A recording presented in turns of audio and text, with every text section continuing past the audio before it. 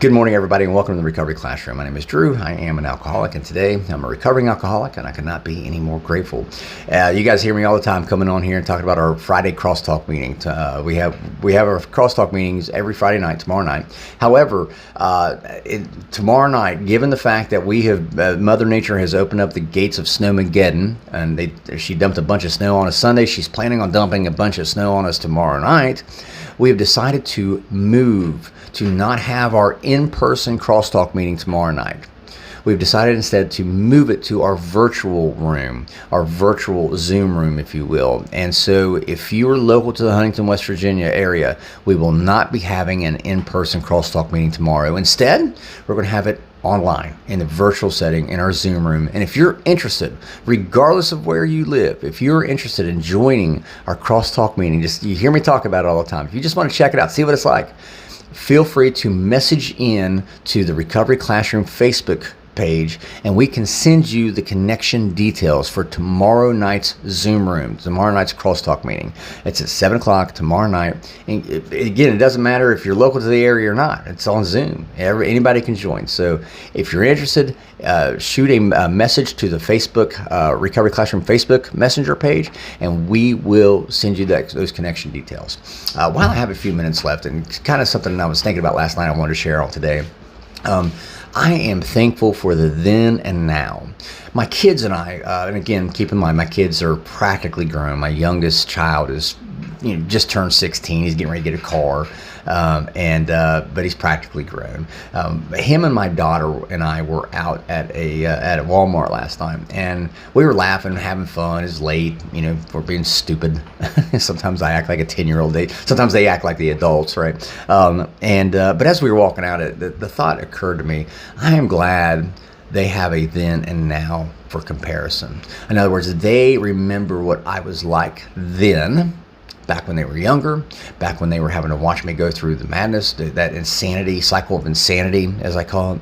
And I'm glad they have a now that I'm sober. And they have that comparison to make, because God forbid, I don't wish this on anybody, sure as hell not my kids, but in the event that my kids become alcoholic, in the event that my kids become addicted to drugs, they have my example. And what better thing could you hope to have as a parent other than to just set an example for your children, right?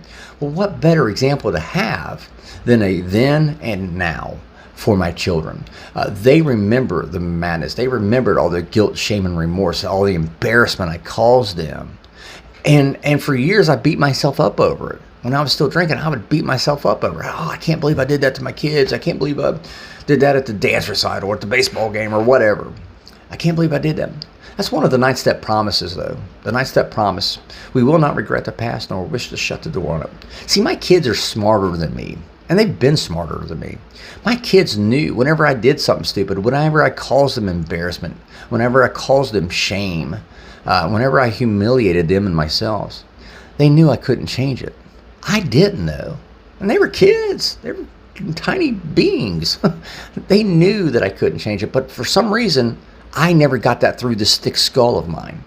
And I would punish myself. They were never the ones punishing me. They just wanted me to stop. I wanted to beat myself up over it. My kids were fucking smarter than me when they were younger. When they were younger, and they knew I couldn't go back and change my past. They just wanted me to change my future, and that's why I mentioned the then versus now. They saw my past. They know my past. They lived through my past, and they also lived through my recovery. And God forbid, like I said, if something ever happens that they become addicted to drugs or alcohol, they at least have my example to remember, to reflect upon. Yeah, Dad was fucked up. Dad was fucked up, absolutely. But you know what? He found help. He was fucked up, but he wasn't hopeless. See, that's the key. And so, again, God forbid, at least if nothing else, I can show them that hope is available to them, no matter how far down the scale they have gone. God forbid they don't. But if they should ever happen to go down that scale, they at least know, and they have my then, they have my recovery as an example. And again, I ask you, what better example could you set for your kids and then to use your life as a living proof example, living real world example that hope and that recovery is possible. And today I go back to that 9-step promise. We will not regret the past, nor wish to shut the door on it. Am I proud of my past? No. Am I proud of causing my kids guilt, shame, humiliation, and all that? No, I'm not. I wish I could change it. The truth is, I can't. And the truth is, looking back, I'm not sure I'd want to now.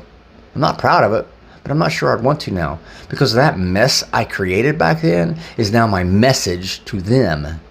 My message to them that no matter how far down the scale they ever go, God forbid they do, there is always hope, and they can use their dad as an example for recovery. So with that being said, I'll let you guys go. Remember, tomorrow night, if you're interested in the Crosstalk meeting, it doesn't matter where you live across the country, we'll have our virtual online Crosstalk meeting tomorrow night only. We're moving it. We're not having an in-person meeting. We're moving it to our Zoom room.